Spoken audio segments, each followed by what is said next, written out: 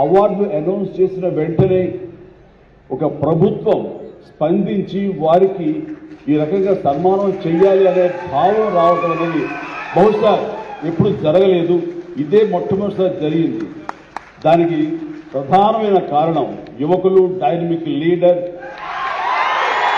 మన ముఖ్యమంత్రి రేవంత్ రెడ్డి గారు, అలాగే వాళ్ళ సహచర మంత్రి వర్యులు, వీళ్ళందరూ. దానికి పేరు ప్రజా గాయకుడు. జీవితం అంతా కూడా రెవల్యూషనరీగా మార్పు తీసుకురావాలని ప్రయత్నించే నిరంతర శ్రామిక కళాకారుడు శ్రీ గద్దర్ గారు. గద్దర్ గారి పేరున అవార్డులు ఇవ్వటం అనేది ఎంతో సముచితం, ఎంతో ఆనందం, ఎంతో ముదాహం.